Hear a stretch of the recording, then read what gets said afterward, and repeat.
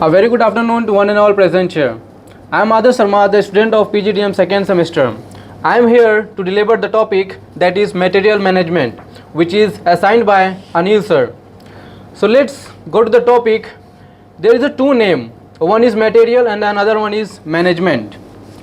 Everyone knows that what is material and what is management in marketing systems. Let us take an example. Let us take an example of one, that is one car.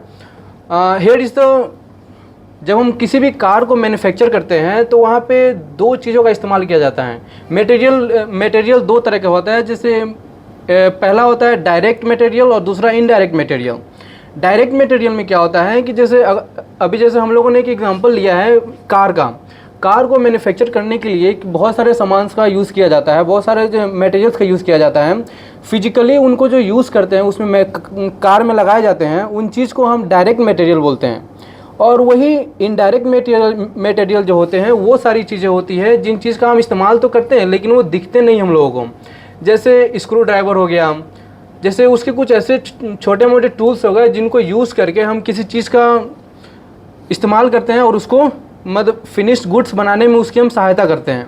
तो ये हमारा एक सबसे पहला example हो गया. और इस चीज़ से सबसे बढ़िया से समझ में आता है कि मटेरियल का यूज़ किस तरह से किया जाता है और किस तरह से किसी मार्केट में किसी प्रोडक्शन को यूज़ करने के लिए, किसी प्रोडक्शन को बनाने के लिए मटेरियल का किस तरह से मैनेज किया जाता है.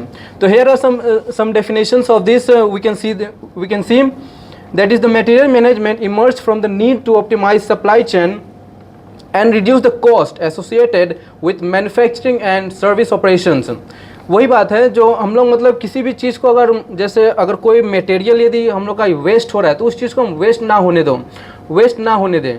और ये क्या करता है, किसी भी कॉस्ट को रिड्यूस करता है और प्रोडक्टिविटी को इंक्रीज़ करता है एक तरह से. और यहाँ पे क्या होता है कि क्वालिटी को भी इंक्रीज़ करता है, जिससे क्या होता है कि हमारे मार्केट में जो है हमारा पकड़ बना रहता है. ठीक है, तो आते हैं दूसरे स्लाइड पे, that is concept of material management. अब बेसिकली जाहिर सी बात है, कोई भी चीज़ अगर हमें बनाना हो तो कुछ चीज़ों का इस्तेमाल किया जाता है और इन चीज़ों को ध्यान में रखते हुए उन चीज़ों का बनाया जाता है. अब जैसे हम लोगों ने कार का जो एग्जांपल लिया था, तो उसमें जो हम लोग बनाते हैं उसमें कुछ चीज़ों का ध्यान में रखते हुए बनाते हैं. अगर हम यदि प्लानिंग नहीं करेंगे सही से, अगर यदि हम उनका सही से चार्ट नहीं बनाएंगे तो हम किसी भी फिनिश गुड्स को नहीं बना सकते हैं, किसी भी चीज़ को मैन्युफैक्चर नहीं कर सकते हैं.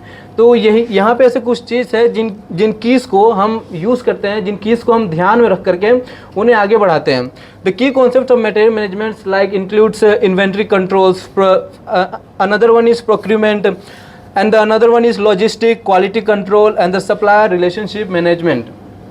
So go to the next slide. So let's come to the next slide, that is objective of material management. Here are some objectives of material management. That is the one is cost reduction, the another one is efficiency, quality assurance. Cost reduction, which means the minimizing the cost of materials, storage and transportations. जाहिर सी बात है, अगर किसी भी सामान को यदि हम बनाते हैं और किसी भी मतलब वेस्ट का अगर हम यूज़ करते हैं तो वहाँ पे हमारा क्या होता है, पैसा का लागत जो होता है वो कम होता है. क्योंकि हम लोग वेस्ट ज़्यादा नहीं होने दे रहे हैं, वेस्ट को कम कर रहे हैं और अच्छी से अच्छी क्वालिटी देने का हम लोग कोशिश करते हैं. तो इसमें क्या होता है, कॉस्ट का रिडक्शन होता है.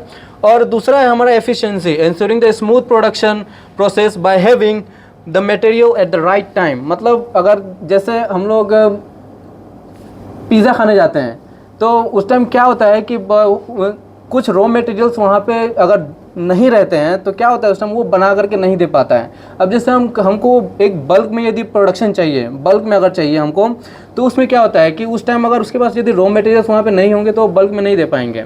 इसलिए क्या करते हैं वो लोग कि मतलब इतना तो रखते हैं जो एट अ टाइम बना करके वो दे दें. जैसे अगर हमको 20 पीस 10 पीस यदि चाहिए तो इतना सामान वो रखते हैं कि हम एट अ टाइम वो बना करके दे दें. लेकिन वहीं पे अगर 100 पीस 150 पीस अगर हमें चाहिए तो हम कैसे देंगे, अगर मेरे पास सामान ही नहीं होगा तो हमें भागा दौड़ी ज़्यादा करना पड़ जाएगा. इस चीज़ का यहाँ पे बताया गया है. क्वालिटी एश्योरेंस, हम ये भी देखते हैं कि हम जो सामान बना रहे हैं, जो प्रोडक्शन हम कर रहे हैं, उसका क्वालिटी कैसा है. वो क्वालिटी हम उस क्वालिटी से कस्टमर्स को सेटिस्फाई कर पा रहे हैं कि नहीं कर पा रहे हैं. अगर कर पा रहे हैं तो क्यों, और नहीं कर पा रहे तो क्यों नहीं कर पा रहे. इस चीज़ का भी हम बहुत ध्यान रखते हैं, ख्याल में रखते हुए अपना प्रोडक्शन को आगे बढ़ाते हैं. ठीक है, so let's come to the next slide.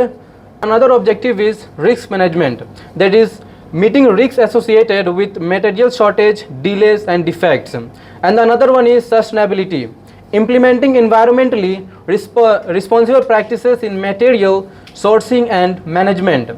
So let's come to the next slide, that is the process of material management. The first one is planning, and the second one is procurement, the third one is storage and warehousing, the fourth one is inventory control, the fifth one is logistic and distribution, sixth one is quality control, and the seventh one is supplier management, and at last consistent material supply. So come to the next slide, that is the importance of material management. It is very important to know that what is important for material and what is not, because अगर किसी भी चीज़ को यदि हम manufacture करते हैं तो वहाँ पे इन सारे चीज़ों को हमें ध्यान में रखते हुए आगे बढ़ना है.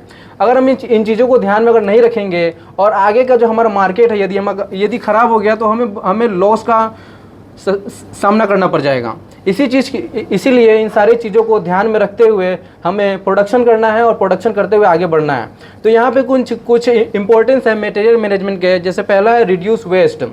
अगर हम कोई भी मैन्युफैक्चर यदि करते हैं तो वहाँ पे क्या होता है कि बहुत सारे वेस्टेज हो जाते हैं, तो उसकी वजह से क्या होता है हमारा लॉस होता है. लॉस के साथ साथ वहाँ पे वेस्टेज भी ज़्यादा होती है. तो इन सारे वेस्ट को ना होने के लिए ही हम मटेरियल्स का अच्छे से मैनेजमेंट करते हैं. अगर उनको अच्छे से मैनेज करेंगे तो हमें क्या होगा, यहाँ पे ज़्यादा पैसे भी नहीं लगेंगे और कम लागत में ही हम लोगों को यानी कस्टमर्स को सेटिस्फाई कर सकते हैं, अच्छे से अच्छा क्वालिटी देने का कोशिश कर सकते हैं. तो इस चीज़ से हमारा ये सबसे पहला बेनिफिट है. Enable JIT inventory management. अगर एट अ टाइम किसी भी चीज़ को अगर हमें बनाना हो तो वहाँ पे इस JIT का इस्तेमाल कर सकते हैं, वहाँ पे बना करके हम लोग दे सकते हैं. Another one is increases productivity. अब ऑब्वियसली जाहिर सी बात है, अगर वेस्ट यदि कम होगा और लोगों को हम सेटिस्फाई कर सकते हैं, कम लागत में ही अच्छा क्वालिटी उनको हम दे सकते हैं, तो इससे क्या होगा, हमारा प्रोडक्टिविटी बढ़ेगा. और प्रोडक्टिविटी बढ़ेगा तो हम लोग का मार्केट भी बढ़ेगा, और मार्केट बढ़ेगा तो हमें और ज़्यादा से ज़्यादा हम ये सोचेंगे कि और ज़्यादा से ज़्यादा कस्टमर्स को कैसे सेटिस्फाई कर सकते हैं हम. ठीक है. तो another one is quality control goes. अब ये वही चीज़ है, अगर क्वालिटी अगर हम देंगे लोगों को तो हमारा क्या होगा, प्रोडक्टिविटी बढ़ेगा. तो यही चीज़ है वो reduces cost. And the another one is availability of materials at right time. सही समय पे सही मटेरियल मिल जाए तो सही समय पे हम उन चीज़ों को मैन्युफैक्चर करके एट अ टाइम हम किसी को प्रोवाइड कर सकते हैं. अगर हमें सही टाइम पे अगर कोई भी मटेरियल अगर मेरे पास नहीं रहेगा तो हम उस टाइम पे नहीं दे सकते हैं. अगर कोई भी बल्क में यदि हमसे मांगेगा, अगर मेरे पास एट अ टाइम अगर नहीं रहेगा, इसका कहने का मतलब ये नहीं है कि हम ज़्यादा से ज़्यादा स्टॉक कर लें. नहीं, हम उतना स्टॉक में रखें जिससे क्या हो कि हम उतना बना करके एट अ टाइम हम दे सके किसी को. ठीक है. नहीं तो अगर ज़्यादा स्टॉक हम करके रखेंगे तो इससे क्या होता है कि वेस्टेज होने के चांसेस ज़्यादा होते हैं. और वही चीज़ हम यहाँ पे देख रहे हैं कि मटेरियल्स को, जो हमारे रॉ मटेरियल्स हैं उन चीज़ को किस तरह से मैनेज कर सके ताकि हम लोगों को सेटिस्फाई कर सके और उनको एट अ टाइम बना करके कोई भी चीज़ दे सकें. So that's all from my side. Thank you everyone.